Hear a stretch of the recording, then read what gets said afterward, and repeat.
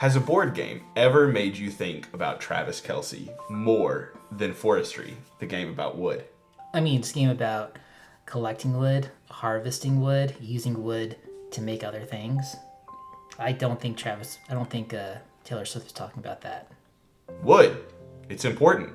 Who knew? It makes things like whiskey barrels, board games, and even speedboats. And through this latest board game designed by Michal Peichl, it's published by Capstone Games. I think it would be a great opportunity to go through some wood facts, Kenny. I love wood facts. Let's go. Let's go.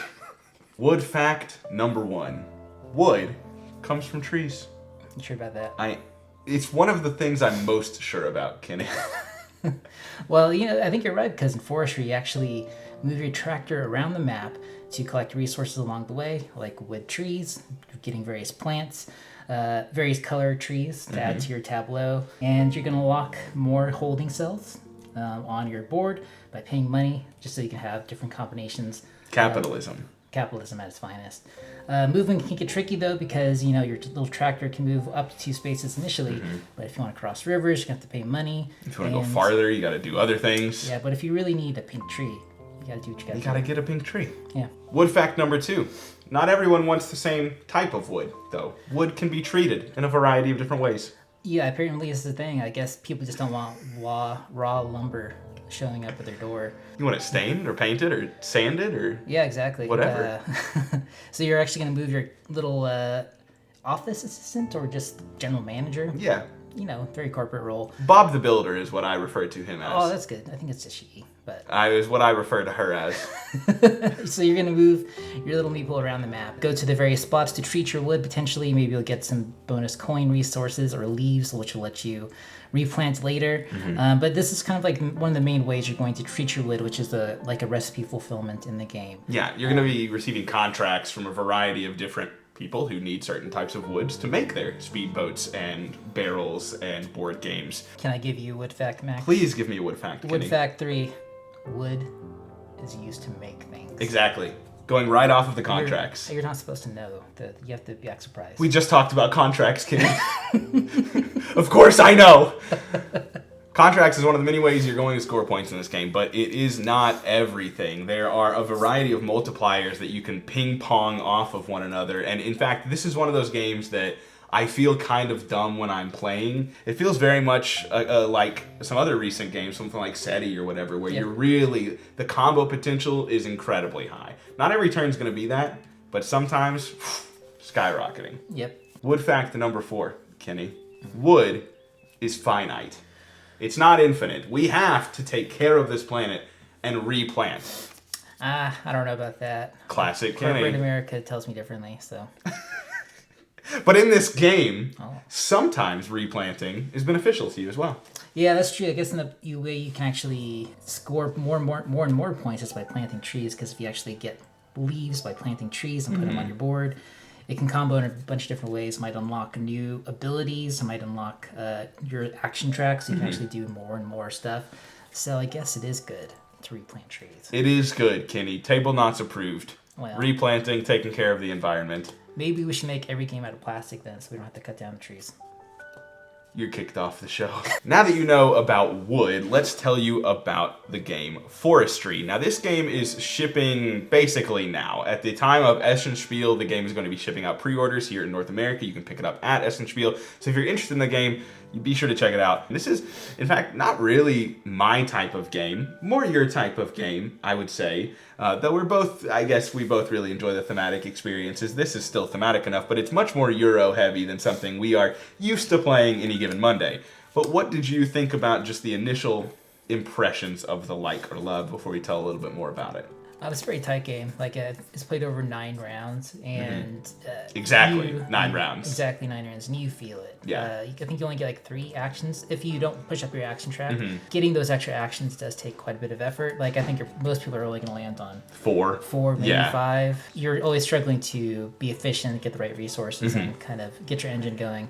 it's not easy. No, managing your actions, your resources, basically is the game, really. I mean, there's so much to what can I do on any given turn depends on what you have available to you. And so trying to build those up and plan and prepare for future turns by saying, oh, I need to get a leaf here and I need to get 3 workers here so I can do this on a next turn. When you only have 9 rounds, it's very tense. And you always want to get like multipliers and like. I didn't do that. Yeah, that was a mistake. I lost too. So. Yeah, I got 2nd place. And you really if you ain't first, you're last. Kenny, join me. And you really want to like figure out ways to chain things, to get big combos. Like I think you mentioned earlier, like this is a good game where you can like just have like a big long turn if you're able to do everything right. So I think if you like those kind of games, this will definitely be up your alley. And I think one of my favorite things about this game, as opposed to other super point salad combo heavy games, is that there is some player interaction here too. It isn't heavy player interaction, you're not fighting, but the control of certain board spaces, who can get to what trees first, stuff like that, it really does affect what you do on any given turn. Yeah, I remember we were playing with Kyle, is that I kept blocking like the little worker office person space. Because if you are able to go to that space without anyone there, you kind of get extra bonuses. And the bonus changes. You can still get a bonus if someone's there, but the bonus is different. Yes. So like if you're the first one there, you get this bonus. If you're the second one there, you get this bonus. And so yeah, there's definitely a race to things, or a like jumping on the opportunity of, oh, someone moved out of that spot. That's like, I may have wanted to do something else, but that is now the next thing I need to do to get the bonus that I'm going to receive. Yeah. Speaking to the components on the table, I think the quality of the components is really high. But there's a lot of them too. We did not have to set this game up. I mean, I kind of just set it up for the purpose of this video, but we didn't have to run a play of it. And it's a little daunting to do so. There's a lot here. I don't think Max plays Euros. This seems kind of par for the course. I would love for you to know that before recording, Kenny was like, wow, yeah, that's a lot of components. And now that we're live, he's again throwing me under the bus. Classic Kenny. I said the box is heavy, which it is. That is not all that you said, but to keep your name in good graces, I will continue on no farther. One of the things that we did not experience in Forestry is the variable player powers. We kept it to the completely normal, symmetrical way to play the game, so we can't speak to the way in which that changes the game, but I do know the game allows you to have a player board that is unique to you and only you, and it's going to be slightly different to those around the table. So personally, I think that at least once you're familiar with that, unless that breaks the balance, that's how I would want to play, just to give it a little bit more bite. Sure. I think that would be the way that I would want to go. I think in either way, you get to be whoever you are on both sides of the map. So yeah. You can be this... gruff, awesome, I don't even know what he's holding, guy. Looks like a wand. He's a wizard. In a Forestry game. Could be. Capstone's crazy. And then finally, would you recommend this game, or who would you recommend it to?